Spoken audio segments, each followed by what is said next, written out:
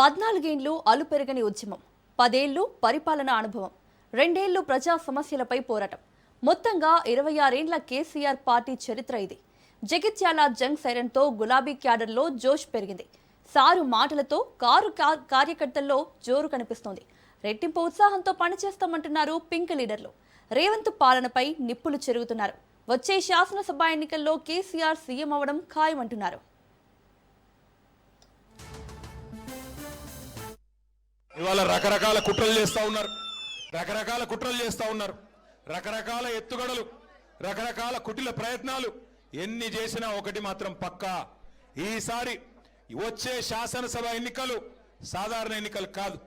వచ్చే శాసనసభ ఎన్నికలు కేసీఆర్ ని తిరిగి తెచ్చే ఎన్నికలు, కేసీఆర్ గారిని తిరిగి ముఖ్యమంత్రి చేసే ఎన్నికలు మాత్రమే. ఇప్పటికే జగిత్యాల వేదికగా కేసీఆర్ రణగర్జన చేశారు. భవిష్యత్ కార్యాచరణపై ఫుల్ క్లారిటీ ఇచ్చారు.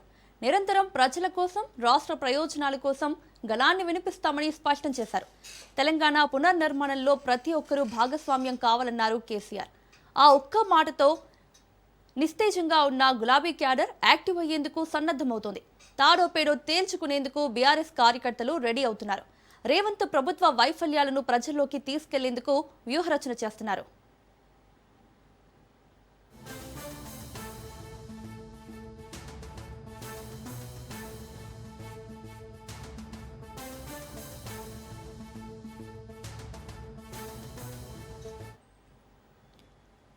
నిజానికి బీఆర్ఎస్ అలియాస్ టీఆర్ఎస్ తెలంగాణ గుండె చప్పుడు అనడంలో అతిశయోక్తి లేదు.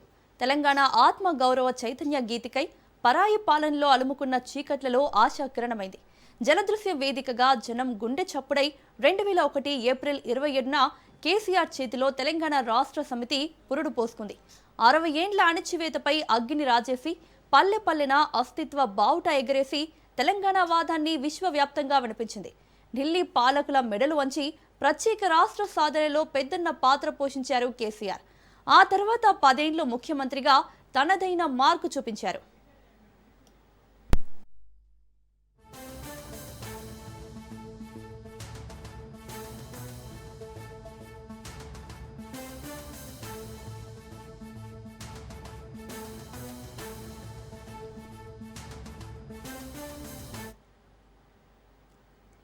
తెలంగాణకే కారును పరిమితం చేయకుండా దేశవ్యాప్తంగా గులాబీ జెండాను రెపరెపలాడించేందుకు 2022 డిసెంబర్ 9న భారత రాష్ట్ర సమితిగా మార్చారు. అయితే 2023లో జరిగిన ఎన్నికలు కారుకు బ్రేకులు వేశాయి. కాంగ్రెస్ అధికారంలోకి రావడంతో బీఆర్ఎస్ ప్రధాన ప్రతిపక్ష పార్టీగా నిలిచింది. పోయిన చోటే వెతుక్కునేందుకు ప్రయత్నిస్తోంది గులాబీ దళం. తెలంగాణ ప్రజల హక్కుల కోసం పోరుబాటకు సిద్ధమవుతోంది. రానున్న 2.5 ఏళ్లు బీఆర్ఎస్కు కీలకం కానున్నాయి. ప్రభుత్వ వ్యతిరేక విధానాలపై పోరాటం చేస్తూనే పార్టీని బలోపేతం చేసుకునేందుకు గులాబీ అగ్రనేతలు కసరత్తు చేస్తున్నారు.